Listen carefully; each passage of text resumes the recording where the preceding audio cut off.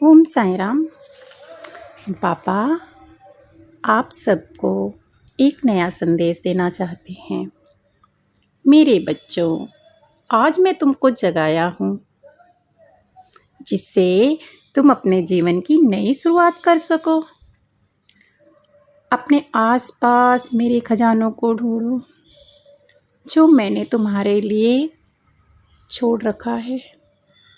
हताश मत हो जाना अपनी जीवन की परिस्थितियों से, अपनी जीवन के समस्याओं से। सब कुछ करूँगा मैं, बस श्रद्धा सबूरी बनाए रखना मेरे बच्चों। मेरे बच्चों, क्या मैंने तुम्हें कभी झुकने दिया है? नहीं ना। आज से नई शुरुआत करो। जो बीत गया उस पल को याद करके चिंता मत करो और अपने वर्तमान को खराब मत होने दो। चिंता करना बंद करो। मैं तुम्हारे सभी चीज़ों का ध्यान रख रहा हूँ। मैं तुम्हारे लिए रास्ता बनाऊंगा। मैं वादा करता हूँ मेरे बच्चों, तुम्हारे जीवन में जितने भी दुख होंगे, जितने भी दर्द होंगे, जितने भी कष्ट होंगे, वो सब खत्म हो जाएंगे। बस तुम मेरे ऊपर से अपना विश्वास मत हटने देना। मेरा हाथ सदैव थामे रखना। ओम साईं, जय साईं। बाबा ने आज एक कहानी के माध्यम से आप लोगों को बताया है कि जीवन में कितनी भी समस्या होती है, शांति से, ध्यान से अगर आप एक कहानी सुनोगे तो समस्या का समाधान जरूर मिलेगा आपको। बस आप धीरज बनाए रखो, श्रद्धा रखो।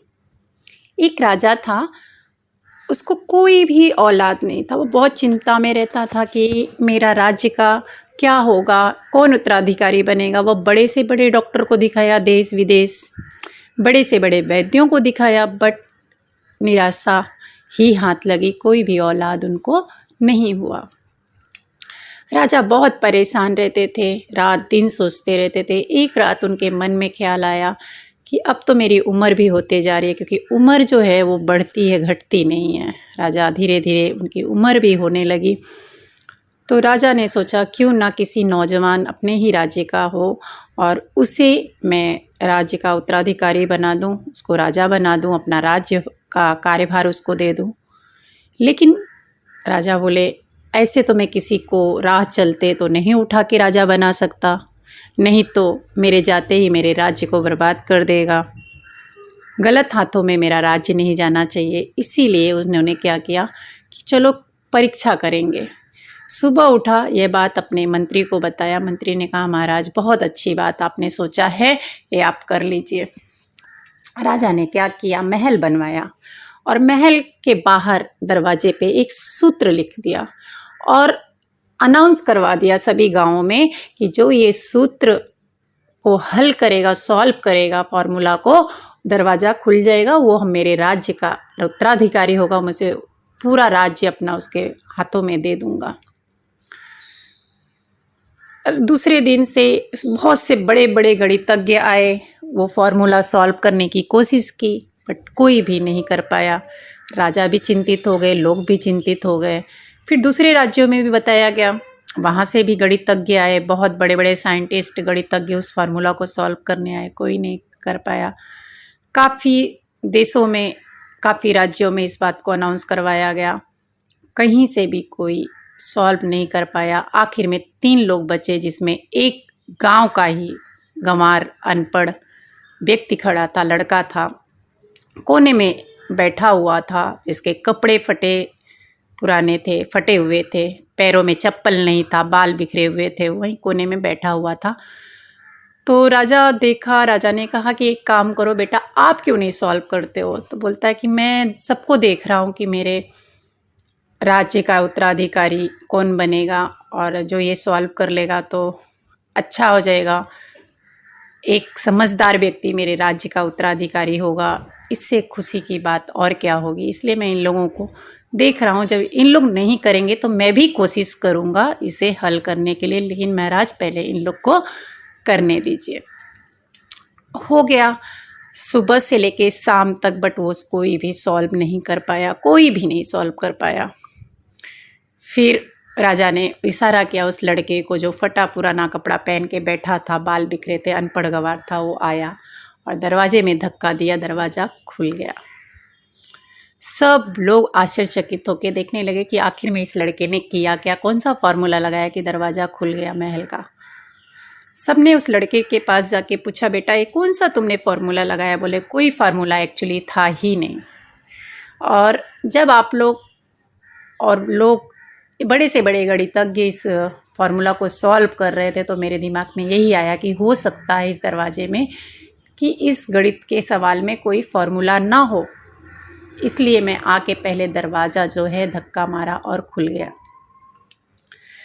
तो राजा जो है बहुत खुश हुए और उसको अपने महल का उत्तराधिकारी बनाया और आगे जाके उसे भावी राजा घोषित कर दिया, अनाउंस कर दिया कि ये मेरे राज्य का, मेरे बाद का उत्तराधिकारी होगा।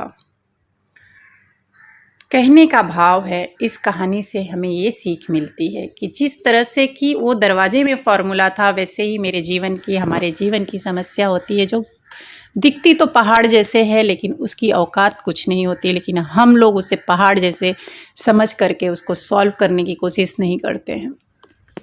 जबकि हर एक समस्या का समाधान होता है शांति से, धीरज से। जल्दबाजी में किया गया फैसला हमेशा दुखदायी होता है। इसलिए धीरज से, शांतिपूर्वक अगर हम समस्या सॉल्व करेंगे तो ज़रूर हमें प्रगति मिलेगी। तो इसी के साथ आज का साई संदेश मैं ख़त्म करूँगी। और हाँ, आप लोगों से एक रिक्वेस्ट है कि आप लोग लाइक नहीं करते हो। मैं बोलती नहीं हूँ लेकिन मैंने सोचा कि आप लोग खुद ही करेंगे, लेकिन नहीं किए तो आज मजबूरन मुझे बोलना पड़ा।